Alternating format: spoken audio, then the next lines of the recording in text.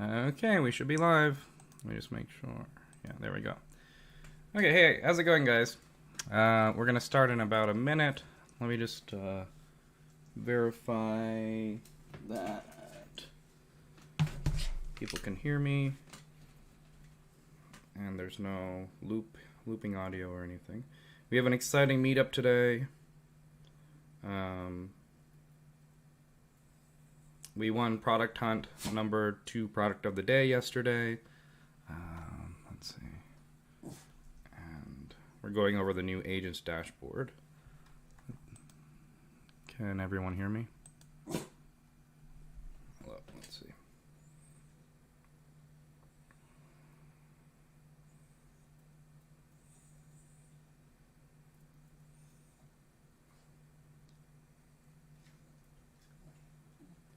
Hey, buddy. I'll come get you 1 sec.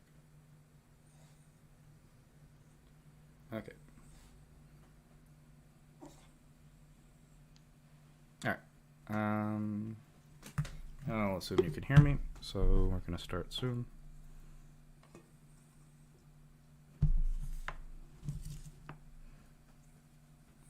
I'm going to get my dog. He's like, oh no, he just wants a treat. Okay. He just wants me to play with him. It's okay. It's because I've been working on the launch for like the past few days, so he's probably feeling neglected. Okay, I know. All right. No, hold up.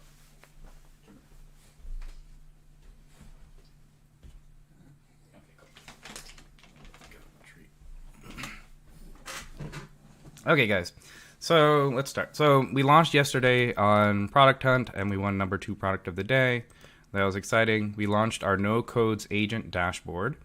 All early supporters and subscribers who added their name to the waitlist should now have a link on their dashboard to get access to it. So if you go to cheatlayer.com and log in, and you're on the waitlist, you should get instant access to this. And this is only available to early lifetime subscribers or current subscribers. And we're still having to limit our rate limit because we still use the OpenAI API, which has 3,500 requests per minute, and even less for GPT-4. And we're actually getting close to that now, so we're implementing a solution to allow users to bring their own API key. And that'll be exciting. Okay. We also just broke 12,000 global users. We're continuing our 40% month-over-month growth for the 3rd month, it seems, so we should be on track to hit 14,000 by the end of the month. That's for 3 months in a row. That's continuing exponential growth. If we can keep that going until the end of the year, that'd be exciting. And we have a new update that went live this morning at 2 a.m. It's kind of funny. You can you can kind of see in the launch video of Product Hunt, I recorded the launch video at 12 a.m. like 3 hours before the launch. So we've been doing everything like up until the last minute. The update we needed for the launch was also published just the night before. And so this update fixes some issues where there's some display issues in the agents dashboard, or showing like random agents, randomly generated agents for users who didn't log in and stuff. So now it doesn't show people who didn't log in. It doesn't show their agents and stuff. So, okay. But it should show your agents, and you should be able to launch them. And we're going to go over some agents this week, today. But every week, I think it'll be cool if we go over the agents that we discover and build together.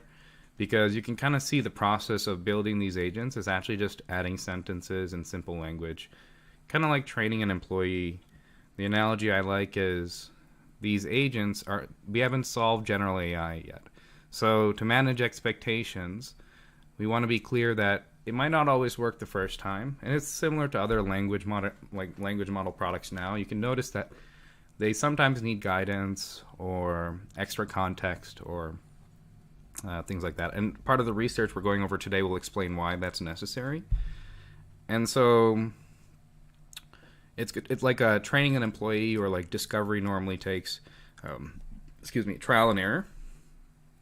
this will also take trial and error, but it's exciting because the trial and error is entirely in simple language now. You don't need to include jargon in these things. I am in some of these things, but you don't have to. But it's exciting because if you are like, I don't know, like a healthcare professional or a researcher in cosmology or neuroscience, you can actually now use these things to do bleeding edge research, and it has significant results. It comes up with independent conclusions and things like that, so that's exciting. And the other the other agent that we've released is a software developer agent. So I'm going to be going over examples of those that are cool that you can try. Last week we went over a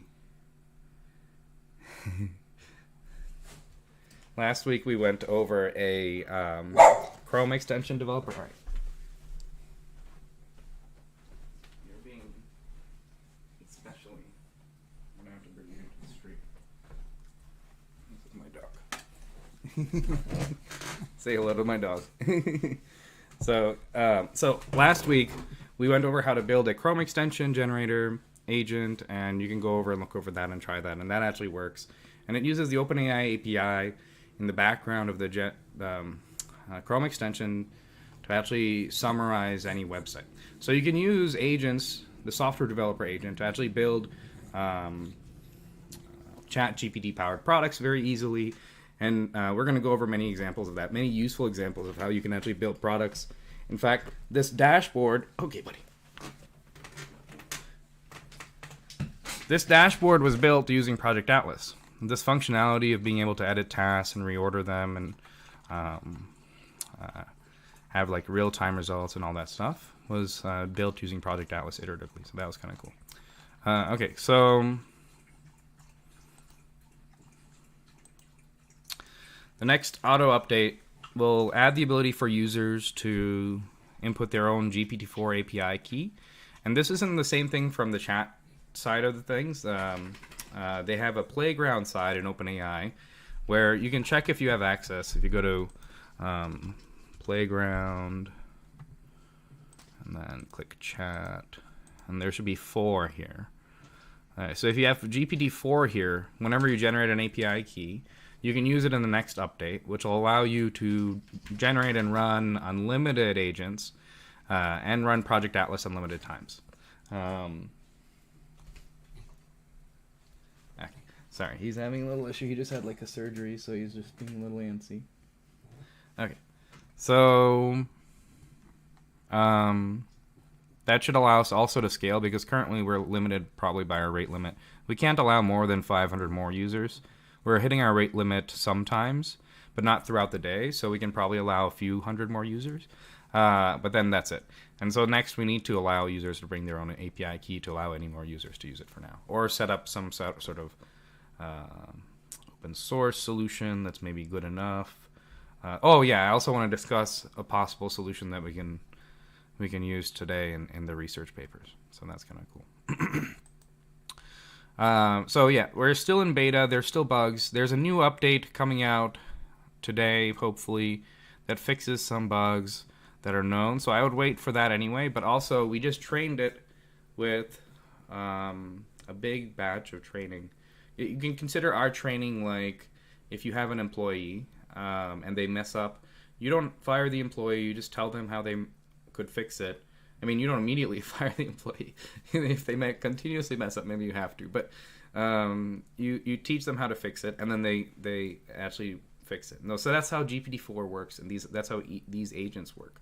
So when it misses a step and it gets stuck there, it's going to try and regenerate the task itself with the same inputs and outputs, and sometimes that actually works on its own. So that's kind of exciting. However, if it ends up just failing, you can tell it how to continue based on how it failed. Just say this didn't work for this reason, and it'll actually try a solution. So those aren't bugs, but those are useful to report, because through this collective knowledge, we can both train the employees ourselves, or users can train them. So for example, if you run into an issue where maybe it doesn't know how to use a certain API for some reason, it's always failing because it's using the old version, and there's a new updated version of the service.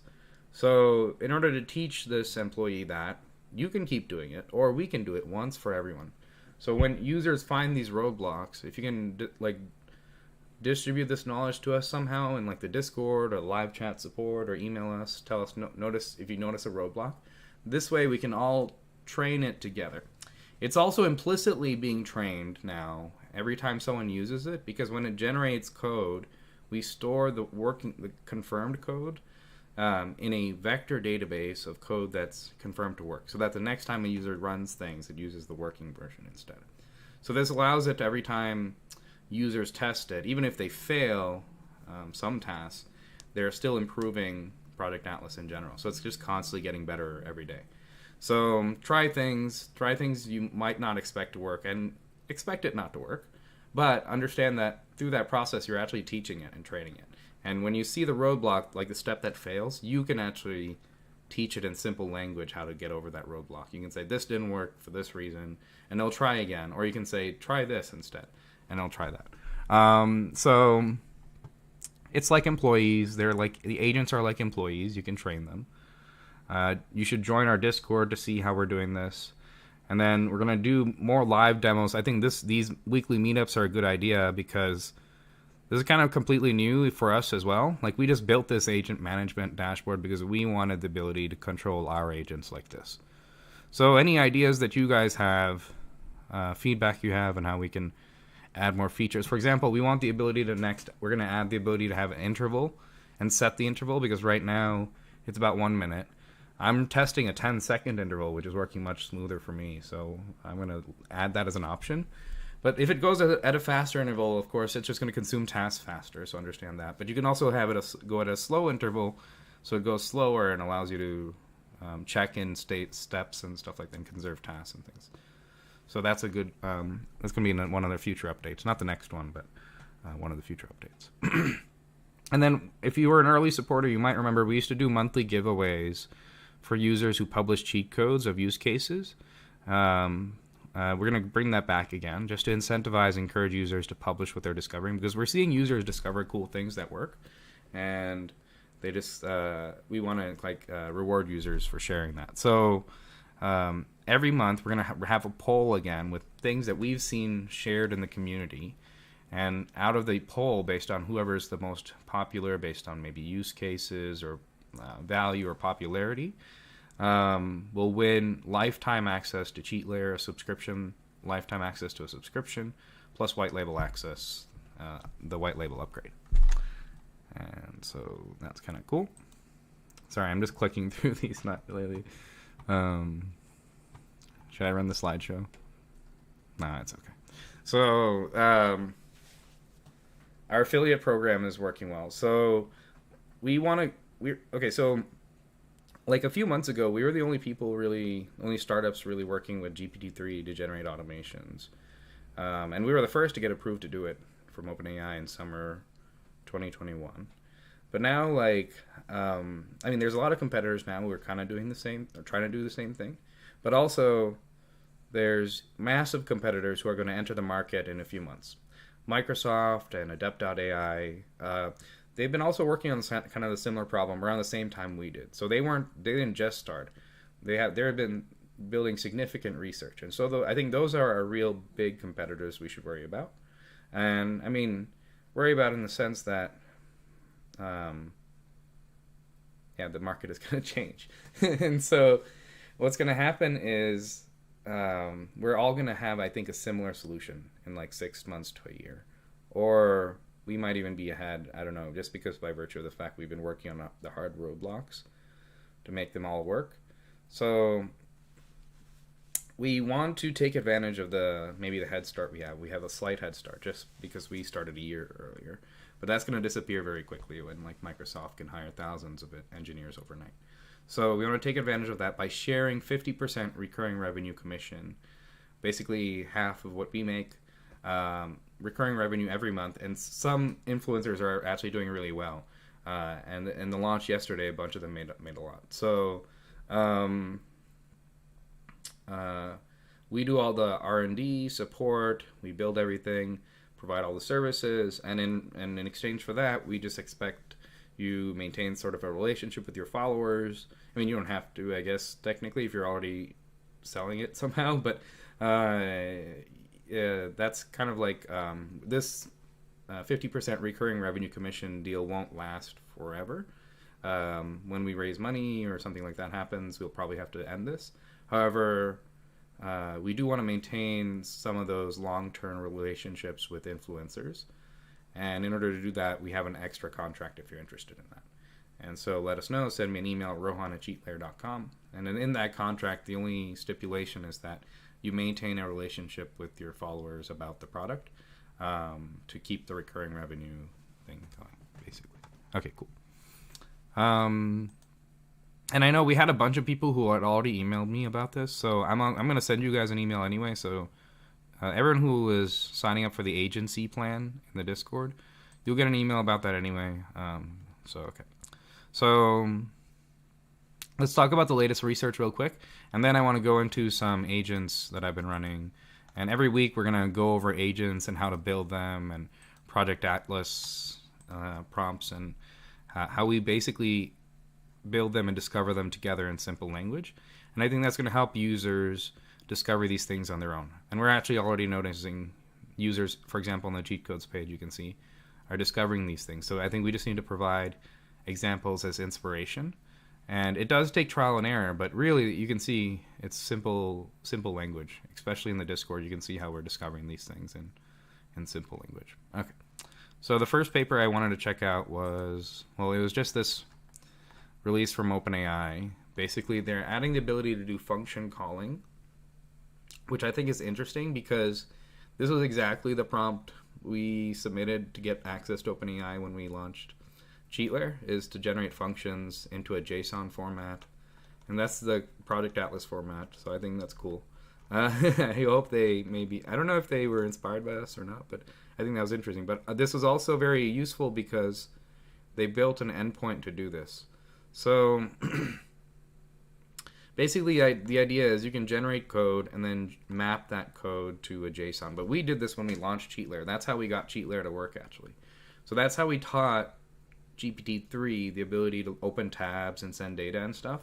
We taught it how to generate a JSON format, our internal JSON automation format we've been talking about. Maybe you've heard of that, which maps to our functions that work. So we've actually been doing this for a year. That's kind of cool. That's the whole basis of the technology behind CheatLayer initially, but Project Atlas builds on that framework. So I don't know if they got that idea from us, but it's super useful for us as well.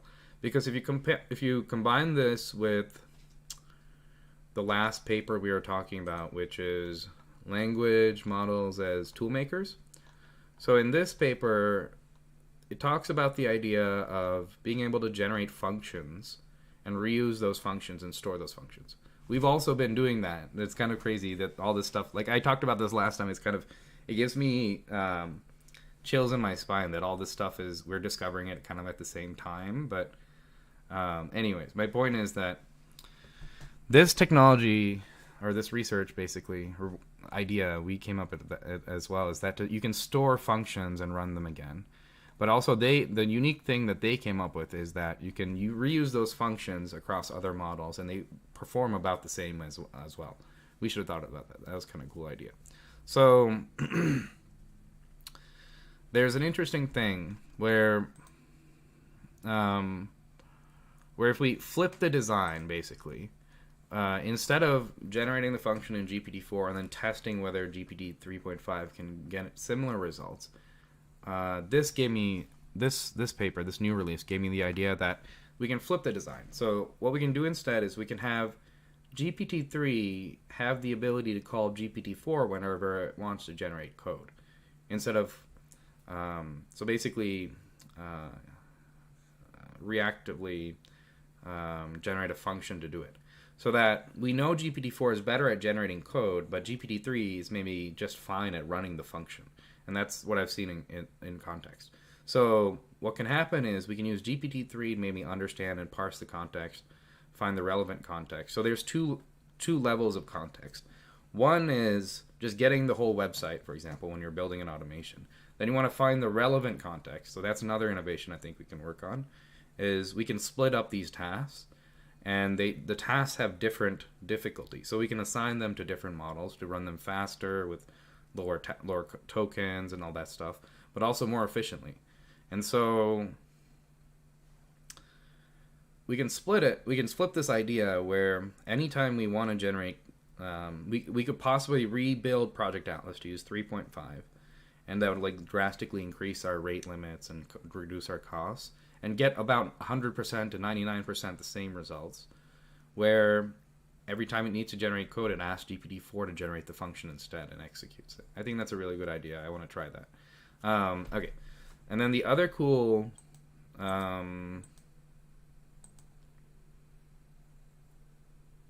Oh yeah, the other cool consequence, like kind of related to this research, is that when we were training agents, we realized something, and we've also seen this in other research papers. Like, I just didn't realize the consequence of this before.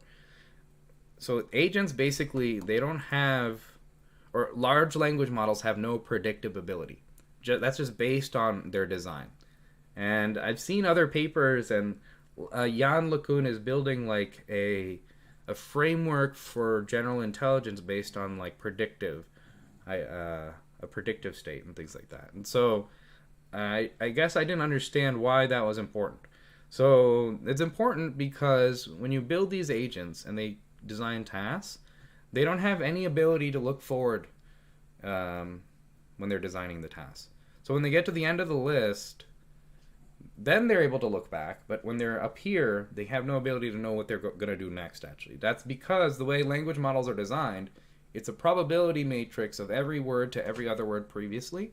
Like it's basically an autocomplete using a big, huge, opaque probability matrix of every word to every other word.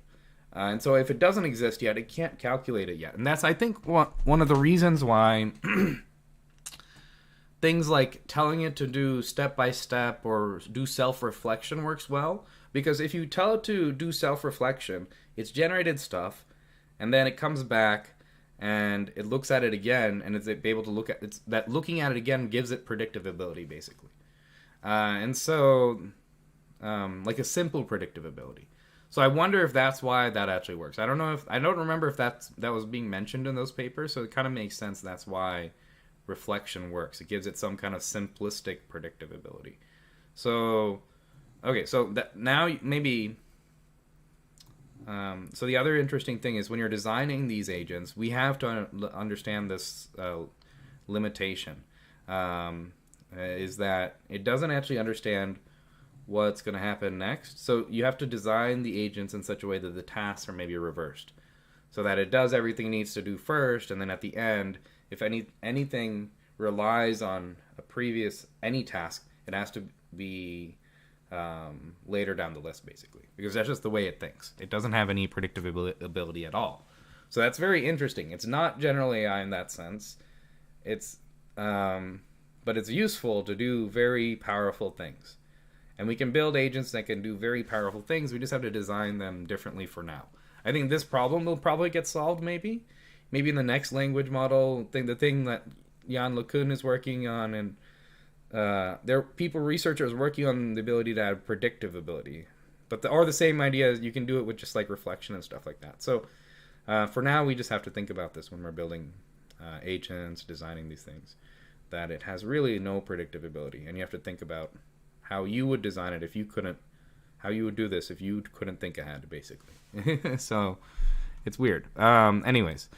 It might be like that leads to like a new functional design and prompts or something that's forces you to have no predictive ability or something like that. So that's interesting.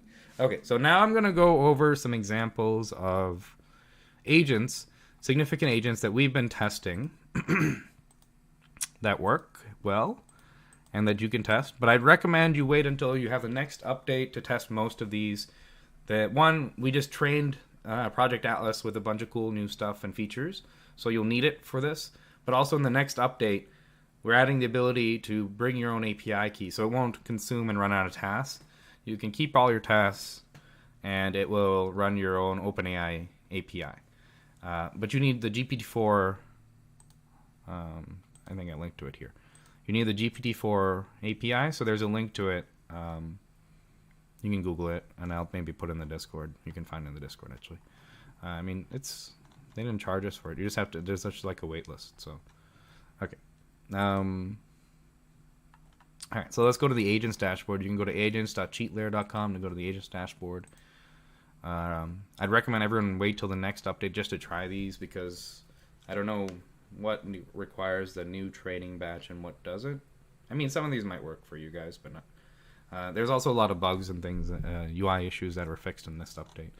And it should be live sometime today, maybe by tomorrow. Typically it takes about a day. Sometimes it takes up to a week randomly. Okay. So the first one I want to show you is find a cure for Alzheimer's. I think this was cool. And actually, so you can, the scientific research agent can actually do independent scientific research. And what it'll do is, I think I showed this last time, it'll actually open up papers, or I showed this in the launch video.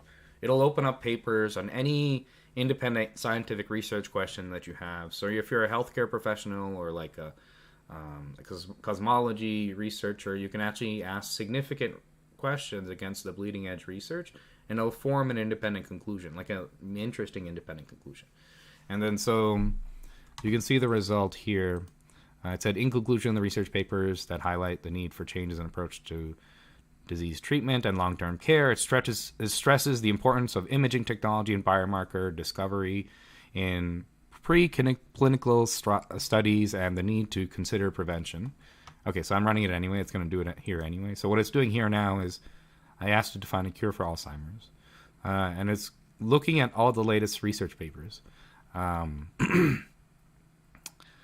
going to give a spoiler that it doesn't actually find a cure for Alzheimer's. But what it does is it gives interesting paths for research, for like continued research. And so that's really exciting. So let me go back to the dashboard.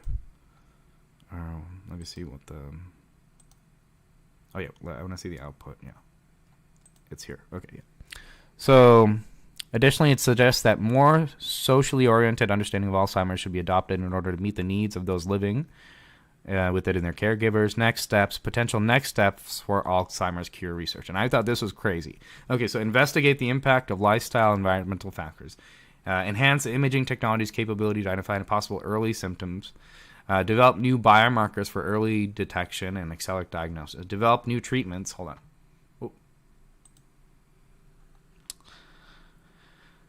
Develop new treatments using more targeted therapies. Explore preventative approaches such as cognitive stimulation, physical exercise, and diet, and expand research into social aspects of Alzheimer's. Okay, hold on. Identify, collaborate with other organizations to benefit from Alzheimer's research, and pursue funding opportunities, and then develop strategies for awareness and public. Okay, so this was all pretty interesting. So what I would do next is probably ask it to continue on the biomarker research. And so these are all based on those papers. These are actually all the latest avenues of research and possible solutions and things like that. So I thought that was really cool. The other thing that I asked it to do was, using the latest research compiled together, determine if dark matter is gravity leaking from an adjacent universe. What and how we might prove these experiments or observations. Okay, and I'm not going to keep running. These take about 20 minutes to finish, but basically it'll email you the results. The agent dashboard will keep track of the results. And you can see everything here. Okay, let me see. The latest one is probably down here. Okay, and then it'll keep track of the progress. You can also edit the tasks. You can edit the tasks if they fail. So just like an employee who might have failed on a task, you don't fire them immediately. You can edit the task, and next time it runs again, it'll try the new task, or it'll regenerate the task itself and run it again. And then you can add different contexts. For example, if you think that it needs more information to solve this that you might only have, you can add that. And it looked like it. Oh, it generated a research plan. What is this? Hold on.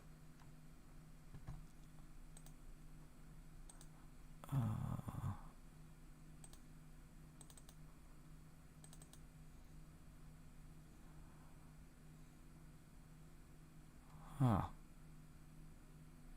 don't know what this is.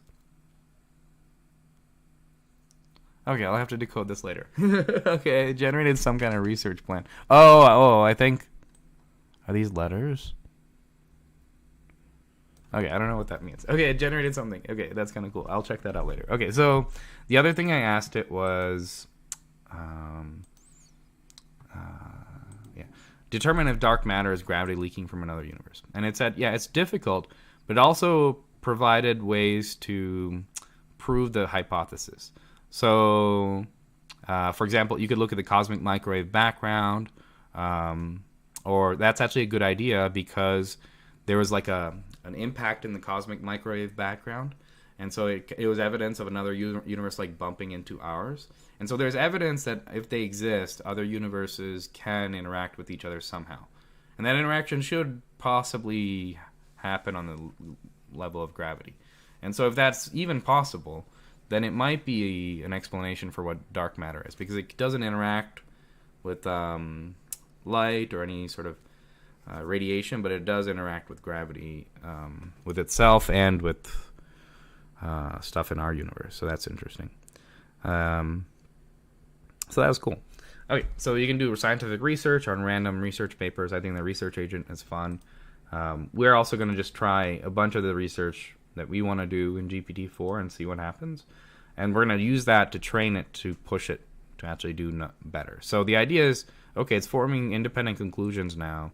Next, we want to push it to actually research and continue the research on like the best. Just tell it by default to continue like the best research. Or if it's a roadblock to solve a problem, have it actually generate code after this to solve that problem somehow. So we're going to continue like training this research agent basically to keep doing more, because we can link these outputs back to the software generator actually. So that's one exciting thing. But also we can tell it to just keep generating more tasks, keep going. So that's what we're doing next. So expect next week to have like more exciting things on these. We'll probably bring this back maybe and see what we add on to them. So that'll be kind of cool. We'll have like a recurring series of agents we've trained like employees every week. So that'll be kind of cool. Okay, so the next agent is the software developer agent. So that's one of the ones we released so far, and it can actually build like entire web apps. So last week we had it generate a Chrome extension generator. So it generated a Chrome extension that can summarize any website using the OpenAI API, and that actually works. You can try it out and generate it and put your OpenAI key and stuff, and it works. And then so this time I'm going to go over a simple web app. So that uses the GPT-3 API to generate some kind of output.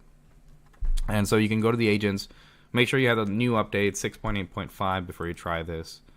But it'll actually generate a complete web app with the front end, the CSS, JavaScript, and it has a section to enter your OpenAI key.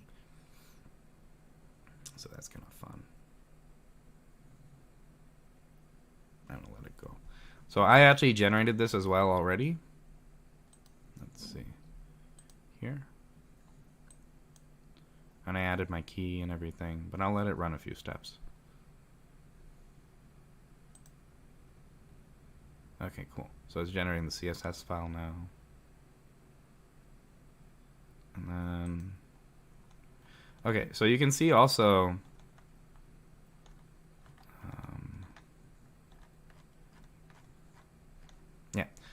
so you can see also when it generated this, part of what we learned was used to generate this.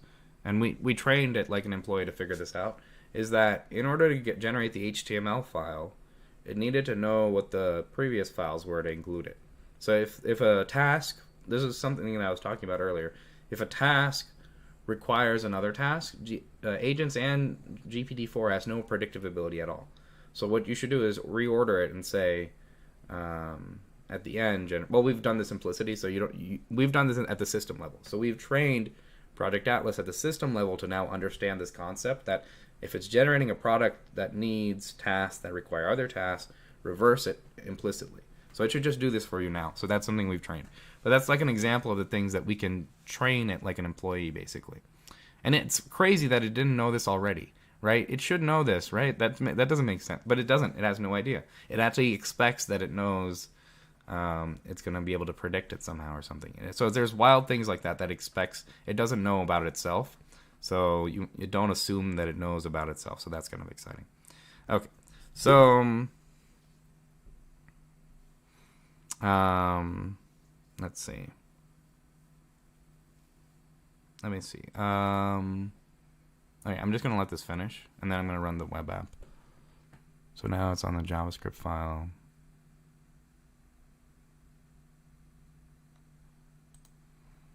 And the other agents I just ran also completed already. So let me just go back and check their results.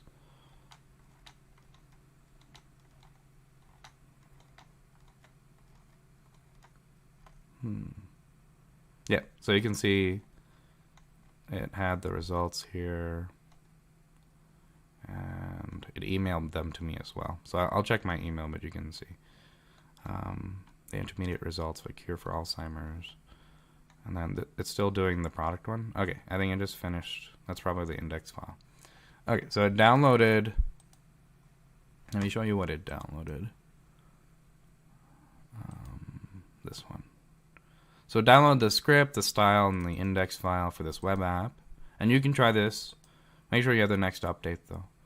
And so this is what it generated for the web app. And then if you check the background file, or the JavaScript file, open. Now you can probably just tell it when you're building it to use a certain API key, but I don't do that. So, but it has a place to enter your OpenAI key basically, and it actually works when you set it up. So I've done this already. I've set mine up. I've generated the same thing before here. So here's my same app, but I put my API key in basically. Okay. And then so you can run this and you just enter a theme for the joke. And it generates a joke. What did the dog say when he sat on the sandpaper? Okay, it's not always funny. The last one wasn't actually funny. That one's kind of funny. I'm gonna steal that one. That's kind of cool. Okay, so anyways, you can generate web apps, and then once it generated this thing, you can tell it actually to generate. You can use Project Atlas to generate the front end better. You can say use this, take this, and then make it better. Use the same inputs and outputs and make design like an entire interface around it, or like a dashboard and stuff like that. Just like how we designed this dashboard. This whole dashboard was designed. I didn't write the code for this. It was designed by Project Atlas. So you can see even in the Discord examples of how we built this. So basically in simple language. So that was fun. Definitely try this out. Build your own web apps. You build your own Chrome extensions. Check out the Chrome extension we built last week. That actually, you don't even need white label access to generate that, and it can generate presumably anything. So that was kind of useful, I think. We might restrict that to only white labels, actually. Sorry. Anyways, so using the latest research compiled. Oh yeah, we finished that one. Oh, and the Twitter example. Okay, so this one works where. This was interesting. So you can actually have it build machine learning tools or like sentiment analysis using simple language, because language models can do that now. So you can say things like classify this as a support task or a sales task, and email this person if it's a sales task. Or what I did was scrape Twitter for hashtag cheat layer, analyze the sentiment of the tweets, and then email me the list of any tweets that had negative sentiment. And that actually works. It generates. I mean, I don't think there's any negative sentiment, but it generated like random. Let me see. I think I put a random tweet in there just to see if it worked. But if you go to Twitter and do hashtag cheat layer. Oh yeah, some people just put random stuff. So yeah. You can see all the users who are using it to automate their social media. And this is only the free users. So the free users, it adds like a branding, but if you run out of tasks and if you feel this is helping your business, you can upgrade on the billing page, and it removes the branding. You might need to reinstall and stuff like that. So it got these, and then it sent me like some negative tweets and stuff, and I added a tweet too just to test it. that was cool. I don't know if I could find any. Anyways, so that works. But Twitter is currently down. That was kind of fun. Like literally 2 hours ago, it went down. How cool. Yeah, daily. All right. Yeah, that's why I had this. So I was just testing this before the meetup. I was like, oh crap, it doesn't work. But this is a fun one. I would try it later. So it can build scrapers. It knows how to scrape things to Google Sheets. It knows how to download files. It knows how to send data to APIs. It knows how to integrate APIs. It knows how to generate web apps and tools and games and front ends and back ends, Chrome extensions, marketplaces, cryptocurrencies, and all that stuff. So we're going to go over examples of that and publish them to the agent's dashboard. Okay. So down here, there's the analyze research one. I'm going to publish these that I just went over so that you can click them all with one-click buttons. I just recommend you have the next update to use it because there's some issues with, some issues with the display, and also there's a new update to the training for agents that makes them work better. So that's necessary for some of these. So we'll probably version out some of these agents so that you can't even see them until you have the version number that's necessary for them actually. But anyways, you can still try these using the manual method down here when you get access to next auto extension update. And then you can actually add on to them and edit them and then share whatever. If you click the share agent button, you can share whatever you discover. So that's kind of exciting. Okay. Some users have actually shared some things, so we have that. We just need to approve them. And so you'll see more examples here as well. We see examples of what users have shared and what they've gotten to work. And so stay tuned for more on this page. And also every week, I'll be going over basically the coolest examples of agents myself. Okay, and I think that's all we got for today. So I'm going to end it. All right. Thank you guys. See you next week. Oh, yeah. If you run out of G Cloud tasks, the next update will let you use your own API key.